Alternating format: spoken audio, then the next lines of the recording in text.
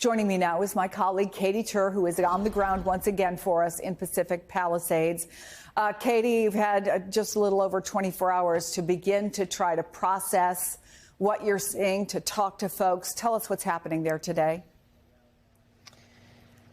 It's a lot of, gosh, Chris, it's hard to describe. It's just a lot of, it's a reckoning, you know? I mean, the fire crews are still battling the blazes up in the hills. Much of it, the Eaton fire is still threatening Altadena and Pasadena. The Palisades fire is threatening Topanga. It's threatening parts of Malibu still. It's still threatening up in the hills.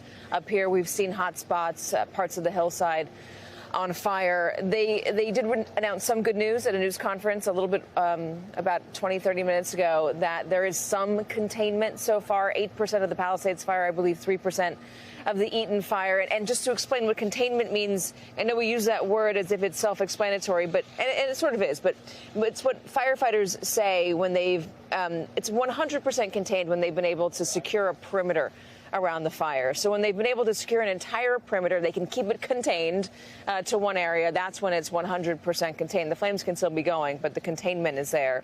So 8%, 3%, that means that they still have a way to go in these massive fires.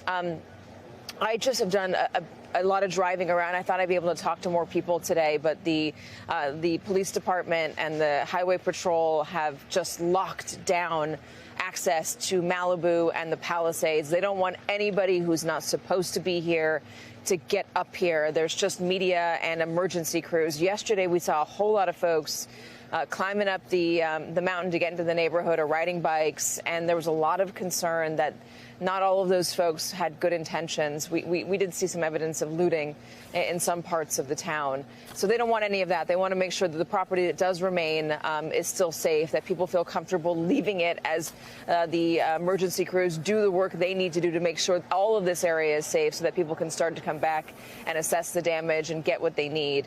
I want to throw to a little bit of a video that I shot this morning just after sunrise of Malibu. And this is the stretch along PCH that is stripped with beachfront homes. You can see it right here.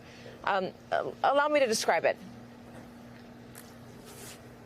One of the most identifying features of this stretch of PCH between Topanga, the Palisades Topanga, and Malibu were these houses that lined the beachfront. Some people called them the seashell houses, sandcastle houses. And they were just, garage after garage after garage. Didn't look like much. But when you went on the other side and looked back, I mean, it revealed like a really genuinely beautiful house that was built right on the water. They had access. There was a beach. It was gorgeous. Fires obviously have impacted this area before. They've impacted Malibu. But to see a stretch like this along PCH I think there's more than 80 houses that were demolished, is just not something that anybody has seen before. And as you can see, just like in the Palisades, just like in Altadena, there's nothing left. Look at how hot this fire burned. I mean, the indication right here is obviously the bent and melted steel, but look at this car.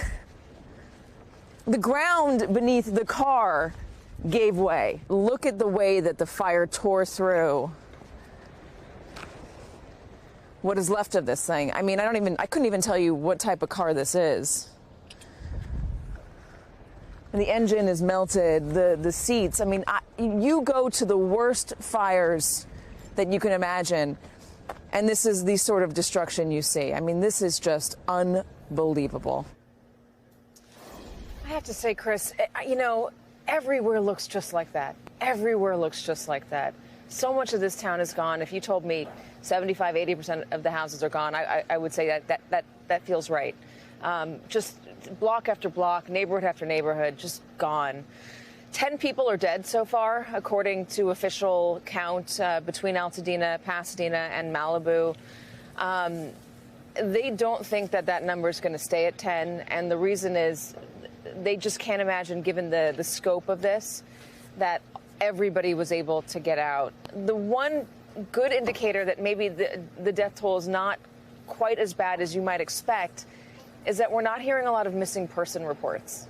Usually in natural disasters like this, you have frantic family members or friends saying they're looking for folks. We haven't had a lot of that. And I'm certainly hopeful that that indicates that despite the immediacy of the fire, despite how fast it came and how hot it burned, that people were actually able to make it out with their lives.